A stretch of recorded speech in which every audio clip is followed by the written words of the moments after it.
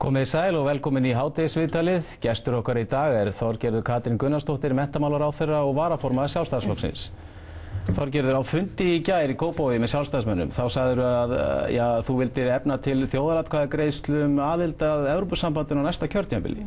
Já, það sem ég sagði fyrst og fremst að við þurfum að taka umræðan af auknum krafti Evrópusambandi og ég þeirra skoðunar að við eigum, og hef lýst því áður yfir, að við eigum að breyta stjórnarskránni næst þegar verða kosningar. Það þarf 2 þing, þannig að við getum gert það á síðasta þingi þessa kjörtímabils og síðan muni þá nýtt þing eftir kosningar samþykkja slíkar stjórnarskrárbreytingar, því það eru lykillinn að því að slík þjóðaratkvæðagreiðsla fari fram.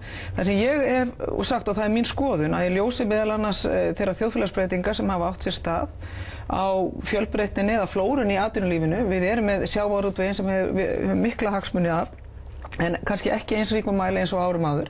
Fjármálageirinn orðinn sterkur, við erum komið með mjög sterkar útflutningsgreinar, mun sterkar en áður, sem heitir áliðnaðurinn og fleira.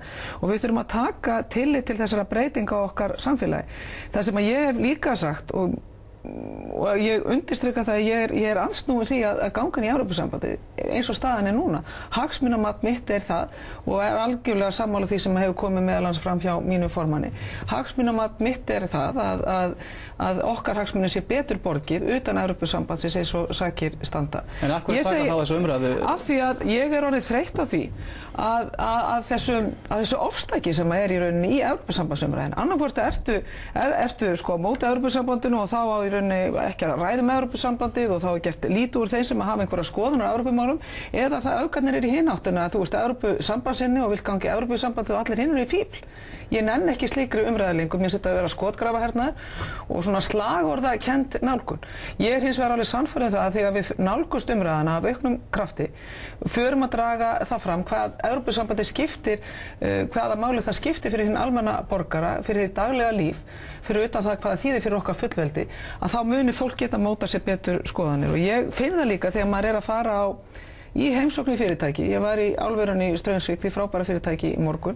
Ég er búin að fer náttúrulega reglulega í skólana, að fólk ekkert ákveðið, fólk ekkert örugt. Það vantar upplýsingu, það segir miðliðum aukinni þekkingu til okkar. Við eigum ekki við stjórnmálamenn og viðskiptalífið núna. Það alveg ljóst að viðskiptalífið og samtök atvinnulífsins að stefna í áttina því að óska eftir aðild. Gott og vel, við stjórnmálamenn og atvinnulífið megum ekki vera svo sjálfhverf og einangra þessa umræðu. Við verðum að stuðla því að fólkið okkar í samfélaginu verði upplýstara og geti tekið þá upplýsta ákvörðun á grundvelli þekkingar á því hvort að það betra að gangi í Evrópusambandið eða ekki. Það var lengi þannig allavega og jafnvel ennþá innan Sjálfstæðisflokksins, það má alla tala eða minnast á Evrópusambandið. Þessi yfirlýsing þín í gær, hún til marks einhverja stefnubreytingu eða allavega einhverja svona nýja tóna hvað þetta varðar innan Sjálfstæðisflokksins? Já, það getur vel verið að það sé einhverju nýju tónar slegnir, en það náttúrulega hefur ýmislegt breyst á síðustu árum bæði í samfélaginu og líka innan Sjálfstæðisflokksins. En það sem að þú segir náttúrulega bara klisja. Sjálfstæðisflokkurinn hefur rætt þessi Evrópumál mjög mikið, ekki síst á landsfundum flokksins og innan utanríkismálanefndar flokksins. Við höfum verið að ræða þetta, hins vegar hefur niðurstaðan verið svo að hún ekki þóknanleg öllum, og þess vegna alltaf verið að draga fram þessu umræðu að Sjálfstæðisflokkurinn sé að þagga niður umræðan og svo framvegis. Það var nú eins og þannig að Geir Haarde forsætisráðherra hefur verið að funda hérna með mörgum framamönnum innan Evrópusambandsins og helstu leiðtogum Evrópuríkjanna og alltaf hefur verið skýrt tekið fram að Evrópusambandið hefur ekki verið rætt. Samt þú að segja að þú viljið Sjálfstæðisflokkurinn leiði umræðuna, hvernig á sama tíma hægt að vera að þagga niður umræðuna og síðan lýsa því yfir að ætla að leiða hana? Er það ekki svolítið mótstandakent? Forsætisráðherra fer ekki út og byrjar á því að leiða umræðuna í viðræðum við forsvarsmenn Evrópusambandsins. Umræðan þarf að eiga sér stað hér innanlands. Og hvað það sem við þurfum að gera? Það það sem við megum alls ekki gera. Það að blanda saman umræðum Evrópumálin og síðan tímabundnu ástand í efnahagslífinu. Og það það sem menn að gera. Menn að koma hér og segja töfralausnin evra. Við leysum ekki þrengingar í efnahagslífinu núna í dag og næstu misserin með því að segja við ætlum að taka upp evru. Við þurfum að leysa þau vandamál á annan hátt og það náttúrulega það fyrsta sem við þurfum að gera. Og ég held að lykillinn að því að hluti af því að gera það sem að forsætisráðherra að boða því á ársfundi Seðlabankans, það að það verði gerð úttekt af peningamálastefnu þjóðarinnar, Seðlabankans og ríkisstjórnar, og ég held að það sé afar brýnt að það verði gert og við fáum okkur færustu sérfræðinga hvað það varðar. Þannig að við getum þá tekið umræðina og lengra og sagt gott og vel ef við þurfum að breyta peningamálastefnu, hvert ætlum við þá að fara? Ætlum við að taka upp evru? Og það er óhjákvæmilegt ef umræða fer í þann farveg að þá einblína enn frekar á Evrópusambandi. En ég vara menn við því að menn sé að segja lausnin á okkar efnahagsþrengingum í dag er evran. Og ég er líka sannfærður það að þegar við förum að ræða Evrópusambandið enn frekar og dýpra og meira, segja hvað í rauninni Evrópusambands aðild hefur í för með sér. Evrópusambandið er alls ekki þannig að það sé bara galla við það. Það er margir kostir sem eru fólknir í fyrir bæði stóra þjóðir sem smáar að vera aðila að Evrópusambandinu. En fyrir mína parta að þá er það alveg ljóst meðal annars á grundvelli sjávarútvegsstefnunnar, á grundvelli þess að EES-samningurinn, ég held að hann slæmt þegar menn er að tala niður, því hann er í fullu gildi og ef eitthvað er að þá hefur hann frekar verið vannýttur og það má gagnrýna kannski okkur fyrir það að hafa ekki nýtt EES-samningi sem skildi, meðal annars með því að fara út í aukin lobbyisma, koma fyrr að málum í ferlinu þegar er verið að móta ákveðna tilskipanir sem hafa þýðingu fyrir okkar land og okkar þjóð. Þannig að við höfum ýmis tæki til þess að pluma okkur vel utan Evrópusambandsins, en ég held hins vegar að það sé tímabært að við förum lengra með þessu umræðu og af hverju eigum við Íslendingar að hræðast þjóðaratkvæðagreiðslu. Við eigum ekki að gera það, ekki frekar en Norðmenn, en þá verða menn líka, eins og Norðmenn hafa gert, þeir eru búin að fara í gegnum 2 þjóðaratkvæðagreiðslu, þá verða menn líka una fyrir niðurstöðu og þeir sem eru hlynntir Evrópusambandsaðild, þeir verða þá una niðurstöðunni ef hún verður nei. En við erum að tala um það að það veri annars vegar þjóðaratkvæðagreiðsla um það hvort að við eigum að fara í aðildarviðræður og síðan aftur væntanlega þegar samningurinn liggur fyrir um það hvort við göngum endanlega inn í sambandið. Þú segir að þú eru stjórnarskrárbreytingu til þess að fara í þessa fyrir þjóðaratkvæðagreiðslu sem væntanlega þarf að fara í gegnum á þessu þingi. Það fyrir alltaf að vera kosningur á milli, þannig að við getum breytt stjórnarskrárinu 2011, þannig að það liggur ekki á núna, það er hægt að gera það bara í lok þessa kjörtímabils. Er einhver undirbúningur hafinn að þeim? Já, náttúrulega stjórnarskrárnefndin, hún er alltaf að störfum, en það sem að skiptir máli er síðasta þingið. Það er þingi fyrir kosningar. Þá er í ljósi þeirra reynslu sem við höfum öðlast varðandi stjórnarskrárbreytingar, eru breytingar, þá eru þar settar í gegn og samþykktar á síðasta þingi fyrir kosningar og síðan á fyrsta þingi eftir kosningar. Þannig er það. Og þannig að það er engin ástæða til þess að fara að ræða stjórnarskrárbreytingarnar sem slíkar á næsta þingi, en þær verða ræddar og það er mikilvægt að mínum mati að það sé ræddar. Hins vegar vil ég undirstrika það líka að það er ekkit endilega allir sammála mér í mínum flokki í hvað þetta varðar. Það er ljóst líka að ef við ætlum að breyta þessu viðhorfi okkar og stuðla því og stefna því að breyta stjórnarskránni, þá þurfum við náttúrulega að taka og ræða þetta á landsfundi flokksins, hann er 2009 og það þarf að fara í gegnum alla þessu umræðu.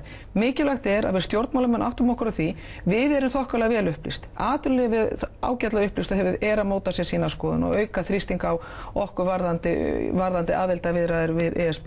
Við þurfum hins vegar að upplýsa fólkið okkar í landinu og það er bara einfaldlega þannig, við erum að fá þau skilaboð að fólki vil aukna þekkingu, auknar upplýsingar, hvaða þýðir fyrir Jón og Gunnu þessa samfélags. Það hefur verið talað um það að innan Sjálfstæðisflokksins sé mjög sterkur armur Evrópusinna og jafnvel hafa menn verið að tala um það að það sé ótti að flokkurinn klofni einfaldlega ef það verður einhver stefnubreiting varðandi Evrópusambandið. Er það þess vegna sem þú ferð á fundin í gær og lýsir því yfir að þú viljir þjóðaratkvæðagreiðslu á sama tíma og síðan kemur hingað og segir að ekki hlynnt Evrópusambandinu? Ertu að reyna að þóknast báðum aðilum? Nei, það er nákvæmlega þetta sko.